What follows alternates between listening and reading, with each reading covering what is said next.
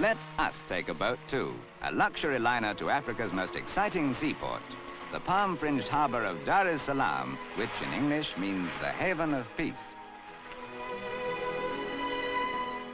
Peace, sailing over sheltered waters 3 miles long or fishing for big barracuda off the coast.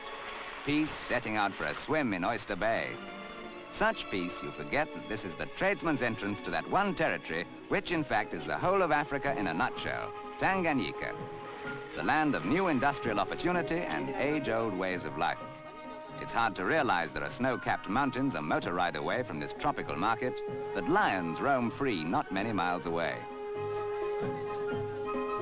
You've got all the color, all the contrasts of Africa here, happily with the exception of one thing, racial clashes and discord. There's harmony in Tanganyika. What's this, pineapples? No, a sisal plantation. They dry off those spiky leaves to produce the stringy fiber that goes to make rope and binder twine. It's their biggest export and it goes in ever greater quantities to almost every country you can name.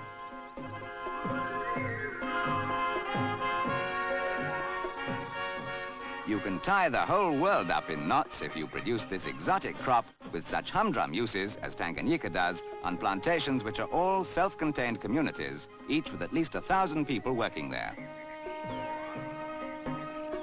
Don't let those elegant earrings mislead you. Those are Maasai warriors, once the most warlike of tribes. Today they live peacefully with their old enemies, the original Arab settlers on the coast. So let's leave them and go on safari with an aeroplane of all civilized things to take us to a place where life is still savage and wild. Here in the highlands, we can hire a white hunter who will take us into the big game reserves teeming with giraffe herds, elephants, great zoos without wires where nature is as raw as it can be. Now who's having a bubble bath? Why, if it isn't Harry the hippopotamus?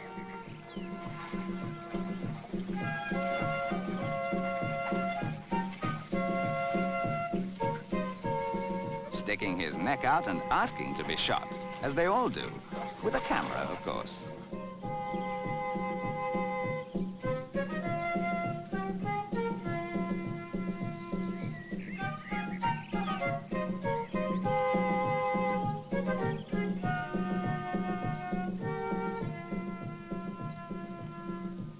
That clock is precisely halfway between Cairo and the Cape of Good Hope. This is Arusha, the capital of the northern province, high on the slopes of Mount Meru and away from the humid heat you get on the tropical coast. This is the stepping stone to Africa's fairyland of magical mountain scenery, itself a blend of everything that is picturesque and positively lush.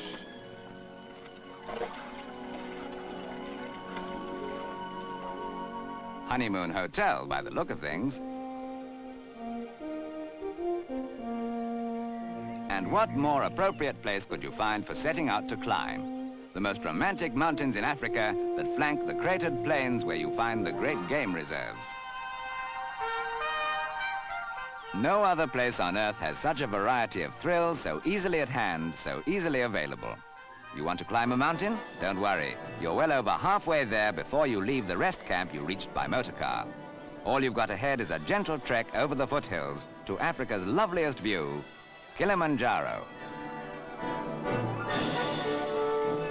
The final climb is far from difficult, but let's make it easier still and go by air.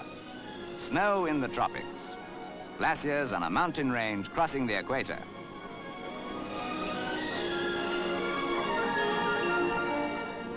Africa's highest and loveliest mountain is now just one more unforgettable memory you can take home with you. And there, Africa's unbelievable crown, Kilimanjaro's ice-decked crater to dazzle your eyes and dominate your memories.